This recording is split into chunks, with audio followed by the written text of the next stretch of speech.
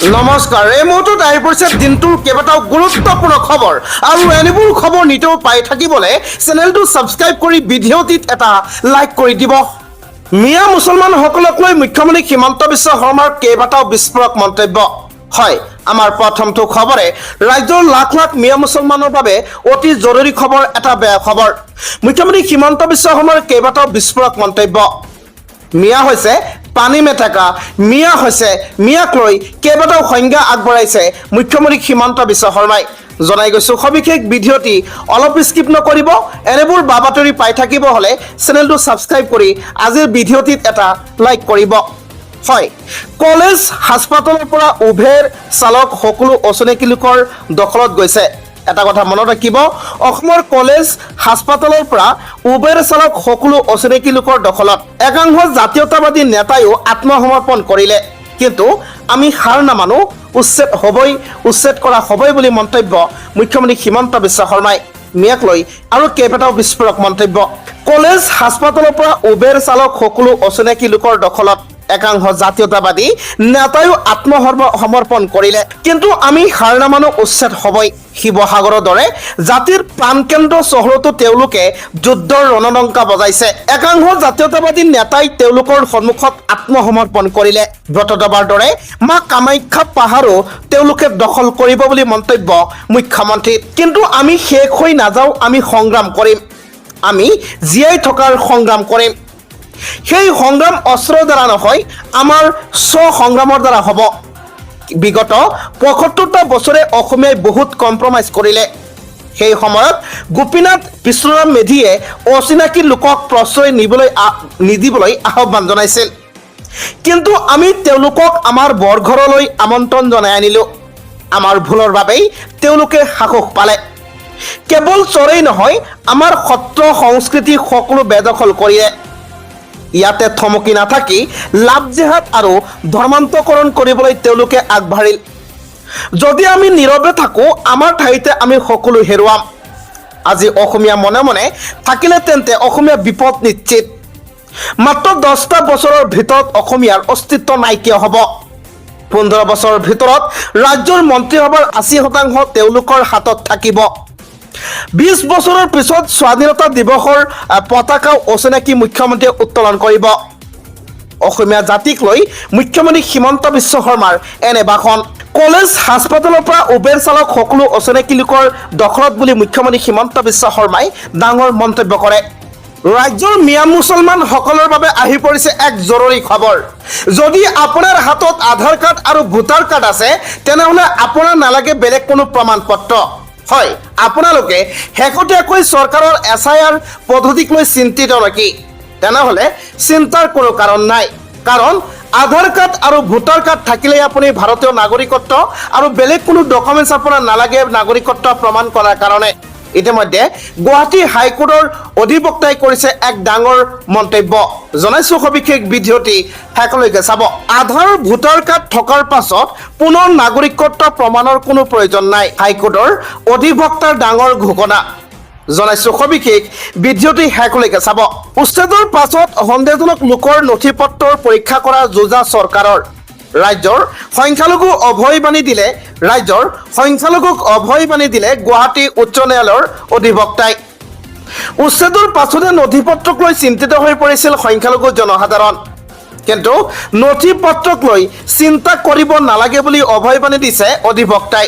অসমত SIRৰ কোনো প্ৰয়োজন নাই, কোনো দৰকাৰ নাই বুলি মন্তব্য কৰে অধিবক্তাগৰাকীয়ে। আমি 2015ৰ পৰা 2019 চনলৈকে নাগৰিকত্ব প্ৰমাণ কৰিছোঁ। পুনৰ নথি পত্ৰৰ প্ৰমাণ দিয়াৰ কোনো দৰকাৰ নাই। SIRৰ জৰিয়তে দ্বিতীয়বাৰ নাগৰিকত্ব প্ৰমাণ কৰাৰ কোনো প্ৰয়োজন নাই। SIR সন্দৰ্ভত গুৰুত্বপূৰ্ণ মন্তব্য কৰে গুৱাহাটী উচ্চ ন্যায়ালয়ৰ অধিবক্তা আমান ৱাদুদৰ। নথি পত্ৰক লৈ আতংকিত নহ'বলৈ আহ্বান জনাইছে অধিবক্তাগৰাকীয়ে। জন্মৰ প্ৰমাণ পত্ৰৰ বাবেও আতংকিত হোৱাৰ কোনো দৰকাৰ নাই বুলি মন্তব্য কৰে। বৰ্তমানলৈকে চৰকাৰে SIR সন্দৰ্ভত কোনো ধৰণৰ জাননী প্ৰেৰণ কৰা নাই। উচ্ছেদৰ পাছত সন্দেহজনক লোকৰ নথি পত্ৰ পুনৰ পৰীক্ষা কৰাৰ যোজনা চলাইছিল চৰকাৰে। ৰাজ্যৰ সংখ্যালঘুক অভয় বাণী দিলে গুৱাহাটী উচ্চ ন্যায়ালয়ৰ অধিবক্তাই। উচ্ছেদৰ পাছতে নথি পত্ৰক লৈ চিন্তিত হৈ পৰিছিল সংখ্যালঘু জনসাধাৰণ। অৱশেষত আপোনাৰ হাতত যদি এতিয়া ভোটাৰ কাৰ্ড আৰু আধাৰ কাৰ্ড থাকে, আপোনাৰ প্ৰয়োজন নাই আপোনাৰ বাৰ্থ চাৰ্টিফিকেট নাই বা আপোনাৰ জন্মৰ পৰিচয় পত্ৰ। ৰাজ্যৰ ৯৯% মিয়াই হৈছে অসমীয়া। অসমীয়াক বাদ দি সুস্থ অসম গঢ়িব নোৱাৰো, মিয়াক লৈ হীৰেণ গোহাঁইৰ ভয়ংকৰ বাক্য। হয় ৰাজ্যবাসীসকল, ৯৯% মিয়াই হৈছে আমাৰ অসমৰ অসমীয়া। এই অসমীয়াক বাদ দি অসম গঢ়ি তোলাটো অসম্ভৱ বুলি মন্তব্য কৰিছে হীৰেণ গোহাঁইয়ে। জনাইছো সবিশেষ ভিডিঅ'টি শেষলৈকে চাব। ৰাজ্যৰ ৯৯% মিয়াই হৈছে অসমীয়া। অসমীয়াক বাদ দি সুস্থ অসম গঢ়িব নোৱাৰো, মিয়াসকল হাড়ে হিমজুৱে অসমীয়া বুলি মন্তব্য কৰিছে হীৰেণ গোহাঁইয়ে। মিয়াৰ বিৰুদ্ধে হিংসা জগাই দিয়া হৈছে বিজেপিৰ কাম। মিয়াক লৈ বিজেপি চৰকাৰে ৰাজনীতি কৰিছে। অসমীয়াক লৈও ডাঙৰ মন্তব্য হীৰেণ বৰগোহাঁই। অসমীয়াক আদৰি ল'বলৈ কেৱল গৌৰৱ গগৈ কোৱা নাই, অসমীয়া বুলি জ্যোতিপ্ৰসাদ আগৰৱালা, বিষ্ণুপ্ৰসাদ ৰাভা, ভূপেন হাজৰিকাইও কৈ গৈছিল। তেওঁলোকে অসমীয়াৰ সংজ্ঞা দি থৈ গৈছে। অসমীয়াক আদৰ্শে এখন সুস্থ সমাজ হ'ব, ৰাজ্যৰ উন্নয়ন অসমীয়াক লৈহে হ'ব। মিয়াক লৈ হীৰেণ গোহাঁইৰ ভয়ংকৰ বাক্য। ৰাজ্যৰ লাখ লাখ জনসাধাৰণৰ বাবে অতি জৰুৰী খবৰ। আজিৰ খবৰটো স্কিপ কৰিলে আপুনি বিপদত পৰিব। ৰাজ্যৰ লাখ লাখ মিয়া মুছলমানসকলৰ বাবে আজিৰ এই খবৰটো অতি গুৰুত্বপূৰ্ণ, গতিকে ভিডিঅ'টি অলপ স্কিপ নকৰিব। এনেবোৰ বাতৰি পাই থাকিবলৈ চেনেলটো ছাবস্ক্ৰাইব কৰি ৰাখিব।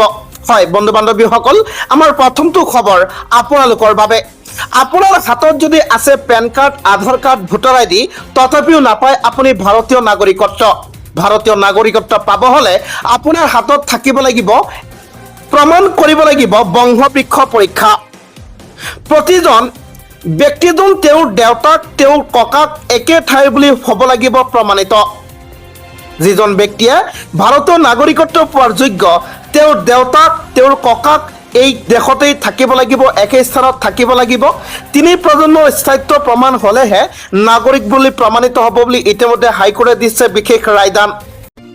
আন এটা অতিকৈ গুৰুত্বপূৰ্ণ খবৰ, এটা ব্ৰেকিং নিউজ। স্বাধীনতা সংগ্ৰামৰ প্ৰকৃত মুছলমানক ঘোৰ অপমান কৰিছে মিয়াই।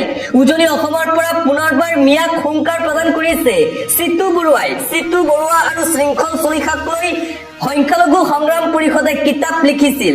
স্বাধীনতা সংগ্ৰামত মুছলমানৰ অৱদান কিমান আছে তাক লৈ মুছলমানে কিতাপ লিখিছিল, আৰু সেই কিতাপ লিখাৰ পিছতেই এইবাৰ মিয়াৰ বিৰুদ্ধে সৰব হৈ পৰিছে চিতু বৰুৱা।